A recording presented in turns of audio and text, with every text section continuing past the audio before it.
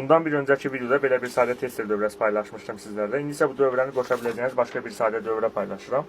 İndi deyərsiniz ki, bu dövrə nədir, nə şey yarayır, işləmə prinsipi nədir? Bu dövrə ilə istənilən bir dəyişən cərəyan olan naqildə elektrik enerjisinin olub-olmadığını təmassız, kontaktsız şəkildə yoxlaya bilərsiniz.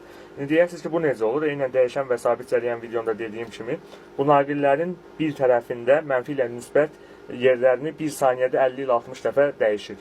220 volt 50 ilə 60 Hz yazılan şeylər adapterların üstündə mənasını bu verir. Bir kabeldə 50 ilə 60 dəfə mənfi ilə müsbət yerini dəyişir. Bəziləriniz elə fikirləşirsiniz ki, bəziləri Sovetdən qalma ustalar falan, elektriklər, diplomlu pulla alanlar fikirləşir ki, bunlar yerlərini dəyişir. Elə bu videoda sübut olacaq onlara. İlk öncə dövrəni göstərim. Dövrə baxın, eynən belədir.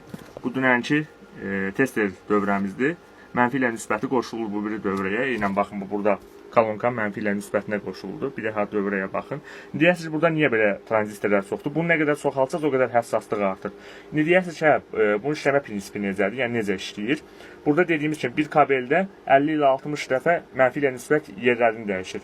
Bu yerlərini dəyişəndə, bu, necə deyim, tezlikdən bir maqnit sahəsi yaranır. Bu maqnit sahəsinə görə də bu tranzistorin baz ayağıdır gördüyünüz kimi. Bu baz ayağında heç bir şey olmur. Kollektor ayağında tok gəlir. Tok emittərə keçməkdən ötürü baz ayağına təkliflənmə olmalıdır. Bir növ knopka kimi fikirləşin. Bu knopka rolunu isə burada olan elektromaqnit sahə oynayır. Bu isə məsəl üçün buradan atıram, burada elə 3.7, 3.7 volt gəlirsə, burada 0.1 ilə təkliflənmə olursa, bura 0.0 məsəl üçün deyirəm 2 gəlir. Bundan isə belə-belə çoxala gedir, yəni başa düşürsə 0.02 gəlir, burada məsəl üçün bu qalxır 1 volta, buradan qalxır 2 volta, buradan 3 volta və güc çatır burada ledi falan yandırmağa. İndi ona görə nə qədər tranzistorda çox olsa, o qədər həssaslıq çoxalır.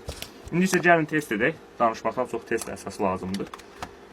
Baxın, bu tərəf müsbət tərəfdir, yəni faza dediyiniz yer. Bax görürsünüz, eynən bax tezliklər kimi çırpınır led. Səsə baxın, baxın yaxınlaşdırıram. LED'in işığının yanmağına baxın. İndi isə bu bir tərəfi gəlin yoxlayaq. Görürsünüz, heç nə yoxdur. Baxın, nə qədər dəydirirəm, heç nə yoxdur. Görürsünüz. Baxın, dəydirirəm. Sonra deməyin ki, belədir.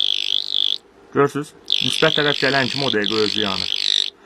Hətta uzaq olsa da belə yanır. Hayır, kontaktda olmazsa görürsünüz, tezliyə görə. Amma görürsünüz, burada heç bir şey yoxdur. Deməyin ki, sonra lampada falan şey var, hilə var. Lampada yanır. Özüm led lampa qoymadım ki, inanmayasınız. Görürsünüz necədir? Buna baxın, heç bir şey yoxdur.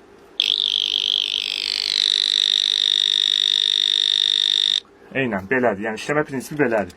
Hə, burada tranzistorları bir neçədən çoxaltsınız, ya da çoxaltmasınız. Antenanı normal qoysanız, divarın dalındakı belə naqillərdə elektrik olub olmadığını görə bilərsiniz. Yəni, sxemdə belədir. Eynən, bunu necə deyim, səs olmadan da yığa bilərsiniz. Səs sadəcə mən qoymuşam ki, daha bir fərqli olurdu onda.